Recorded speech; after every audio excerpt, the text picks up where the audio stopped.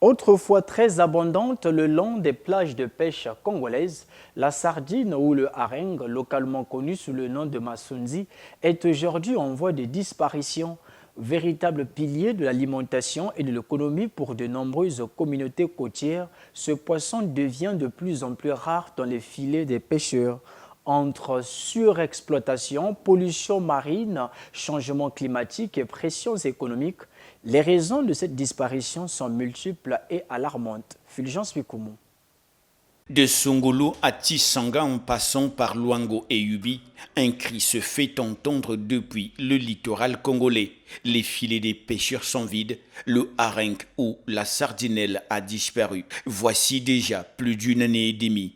Le masunzi, de son nom local, à lui seul nourrissait la quasi-totalité des familles au sud de Brazzaville. Il était fumé, séché, vendu sur les marchés ou échangé contre d'autres denrées. Mais aujourd'hui, il n'est plus qu'un simple souvenir. Parce qu'avant, au moment où moi je suis venu au Congo, on va avec 25 descentes aller-retour. On remplit la prière avec le masunzi. Aujourd'hui, il faut prévoir au moins 4 bidons de 60 litres. Puis vous partez revenir pour les produits. Moi, j'ai vendu la caisse de Makwala à 750 francs. La caisse à 750 francs. Aujourd'hui, on vend la caisse à 50 000. Vous ne voyez pas que c'est inquiétant? Plusieurs facteurs contribuent certainement à l'effondrement des stocks du harengue dans les eaux maritimes congolaises. D'abord, la surexploitation de ces eaux, comparablement à l'Angola et au Gabon, qui connaissent une période jachère d'une durée de 3 mois sans pêche, afin de permettre aux poissons de se reproduire.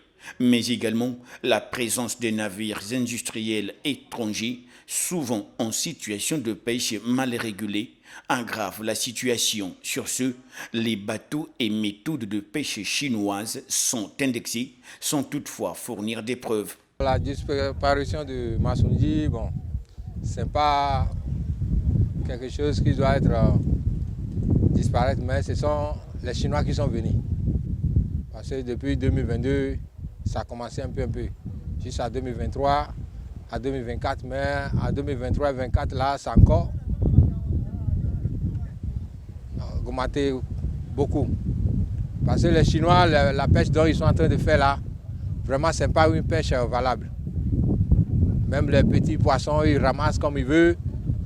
Mais au temps actuellement dont nous sommes là, si vous montez au large, vers Matindjili, jusqu'à Madioka, là-bas, la pêche dont ils sont en train de faire, c'est sale.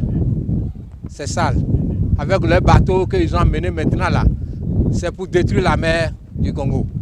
La cause environnementale ne doit pas être mise à l'écart, même si du littoral gabonais à celui de l'Angola, ce poisson est pourtant pêché, mais pas sur les plages de pêche congolaises.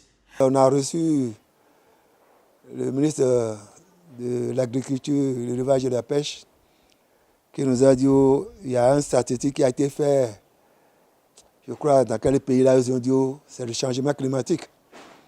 Au Congo, ça fait trop chaud, donc le Makwala est parti au niveau de Mauritanie et de Maroc. Au niveau de la direction départementale de la pêche, l'heure est à l'étude dans leur laboratoire pour déceler le mal, mais beaucoup plus pour attendre que le ministre de tutelle donne le cutuge pour une interview concernant la question. Dans l'entretemps, aucune initiative n'est envisagée de façon officielle, même pas au niveau ministériel, qui apporterait des solutions. Cette disparition progressive du poisson roi, le masunzi, donne lieu à des conséquences tant alimentaires, sociales qu'économiques. La disparition du harengue, communément appelé masunzi, des plages de pêche congolaises, n'est pas qu'un phénomène écologique. C'est une tragédie humaine, sociale et culturelle. Le gouvernement devrait s'impliquer davantage pour mettre en place une politique de régulation et de surveillance de pêche, tout en garantissant aux générations futures un avenir meilleur par le truchement de la mer.